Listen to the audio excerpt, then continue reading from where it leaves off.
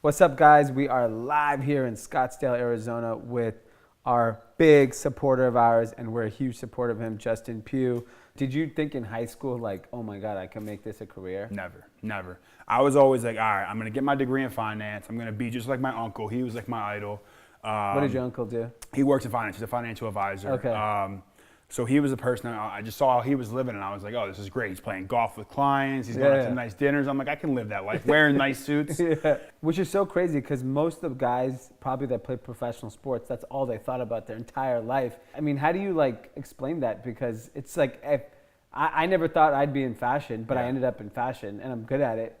It's one of those things where you kind of like fall into it and you find out you're good at it, and that excites you because like you found like that niche that you're gonna be able to excel at. I wasn't a highly recruited guy. Some of these 5-star, they're like they just like, knew they were gonna. Yeah, like a LeBron James, like he knew he was gonna be a like star 12. one day. Exactly.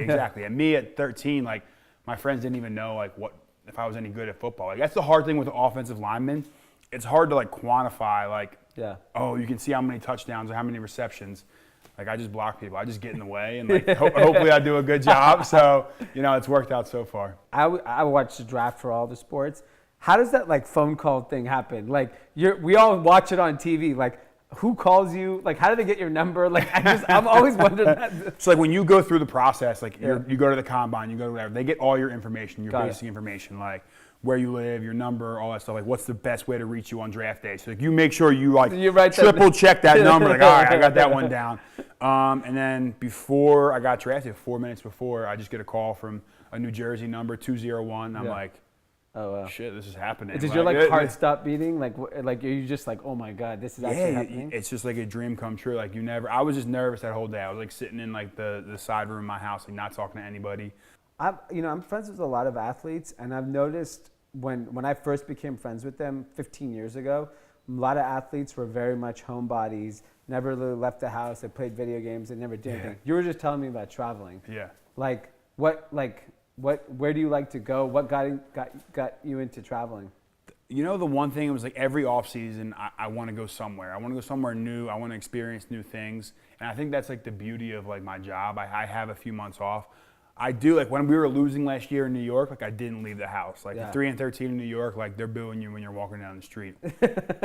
So I didn't do too much. But once the season ended, I went over to Europe, went to Amsterdam, Barcelona. Barcelona, the food in Barcelona was unbelievable. Yeah.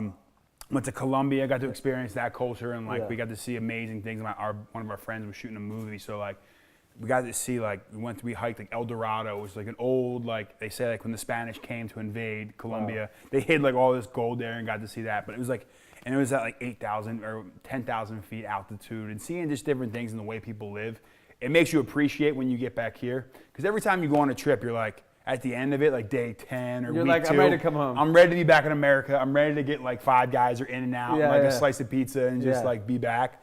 But like to experience and see what else is out there, because we live in our own little bubble. Everyone thinks like America's great. It's amazing. It's the best country in the world, obviously for a reason.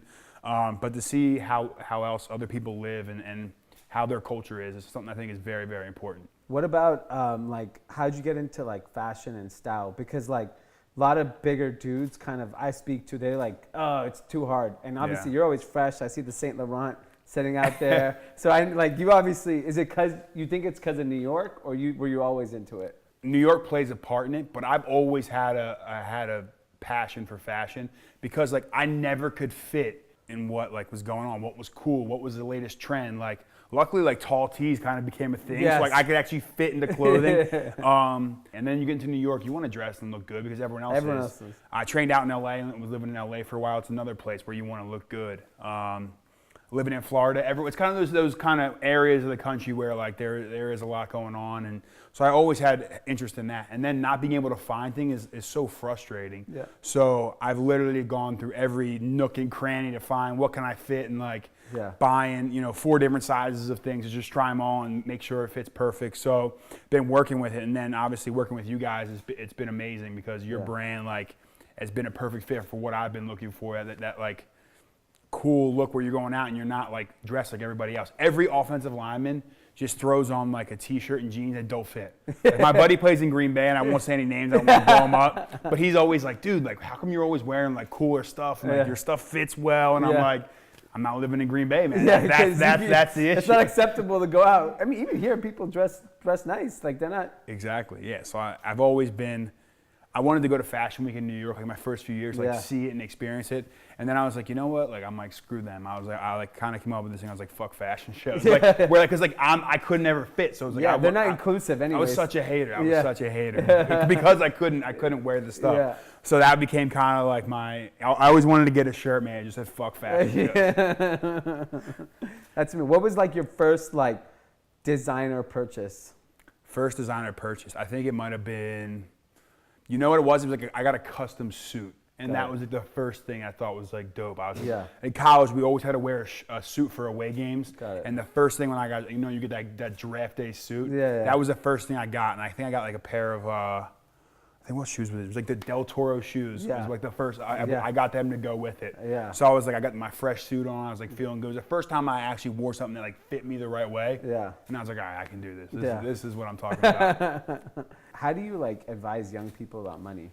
So I'll say this, and I've learned this since I was an idiot. I'm 27. But when I was young 20s, and you give a 21-year-old fresh out of college who's never really had like money like this in his life, and you give him like a few $1 million and you put him in New York City, I can tell you make some stupid decisions. Like I spent some dumb money. Like I went up to clubs that like never you would let me in. I'm like, all right, well now I'm coming in. Now I'm like running the place, you know? And I thought I was like the man doing that. And then you realize like what you should value and the things that you really like, that you start making more informed decisions. And I think the one thing I would say is money's like soap. The more you play with it, the less you have. Like, everyone that gets money and they're young, they want to like, I need to invest, I need to do this, I need to do that. If you just put your money into like a bond and don't touch it, like you're going to be way better off than like investing in your friends, this company or this company. I always wondered that because like, NFL, NBA, MLB players, they make so much money. It's a business. Each player is like a successful business.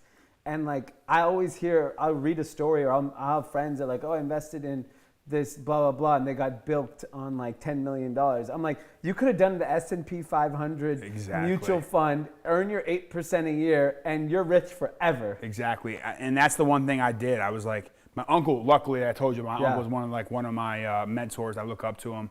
He's like, look, the signing bonus you get, you're not touching it. We're putting it away.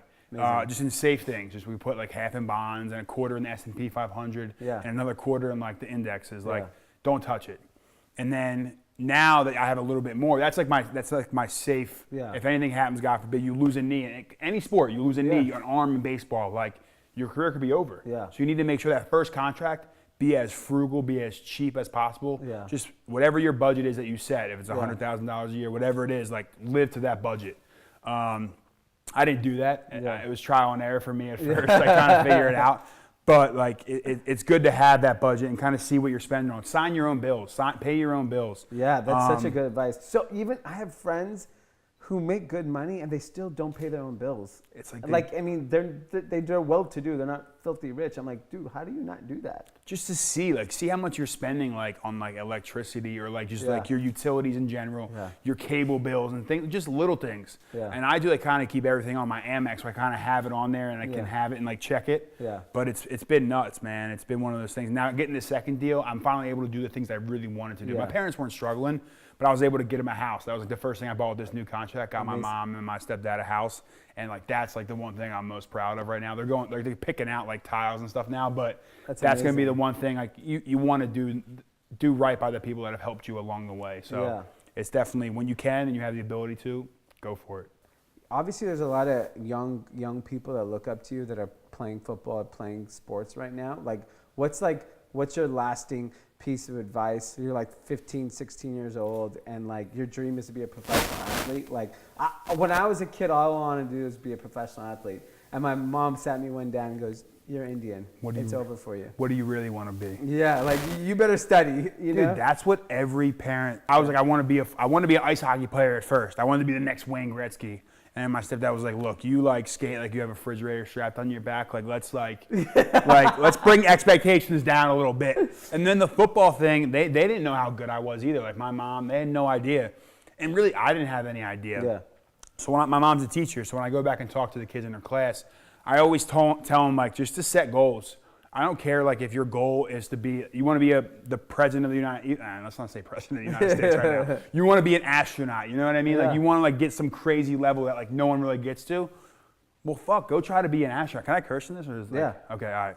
So I'm like, shit, go like try to be an astronaut. So like, if you're trying to become an astronaut, you're going to accomplish amazing things. I don't care if you don't get to that point, but like if you want to be an astronaut, you got to go to a really good school. You have to get really good grades. You have to be in crazy shape. Like your life's going to turn out good no matter what. Yeah. So that's what I tell guys. I'm like, well, try to be in the NFL. Like I'm like if I have my kids, I'm gonna be like, well, try to become a professional.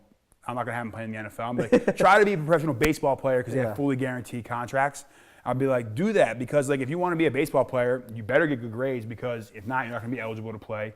You're gonna not be going out getting crazy, partying like crazy because you have to stay focused. You have a game that next day or you have whatever it is. So I tell kids, I'm like, build the biggest dream you want. I like that. But in the meantime, that's your dream.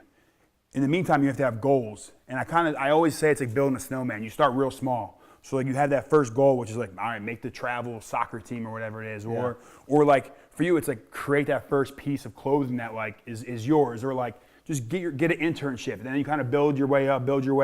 And then eventually when you look back and you're like, damn, my dream was to be in the NFL. And my one goal was to be a varsity player. Then it was this, then it was that, and I got it. At the end of the day, you got a snowman built and you achieved that dream. But you can't start like real broad because if you start real broad, I want to be in the NFL. How do you get that done? I want to start a successful clothing line. How do you get that done? Yeah. Don't ever let someone tell you can't do and you can't dream because if that happens, man, that you kill that like you kill the energy. Childish, like creative, like I can do anything. And like once you start like putting that down, that's just like negativity. And like I try to stay away from it as much as the world we live in is all negativity. Yeah. I try to tell kids like, look, I was sitting in your shoes one day and I never thought I'd be in the NFL and look at me now. So I'm like, one of you guys in 10, 15 years is going to come back and give this same speech. I'm like, just roll with it. Just do it. So that's amazing because I think a lot of that spirit when you're young and you're aggressive and you want to like change the world and do everything, a lot of people lose it when they get older because like a lot of people will say, oh, I'm 40. I can't. I'm like 40. Like some of the greatest people in the world didn't even get started in what they accomplished till they were 40 years old. Isn't that crazy? Like look at a guy like an Elon Musk or someone. It's just like, I mean, I guess you can say throw Kanye West in there. It's like thinking so out of the box and like crazy that everyone's like, dude, there's something wrong with that guy. But if we don't have people like that out there in the world, we're never going to just keep like just getting to the next level and just keep evolving and getting better and better. So I'm all for it because if you tell some kid he can't do something and he just gives up, what good does that do? Nothing. Absolutely.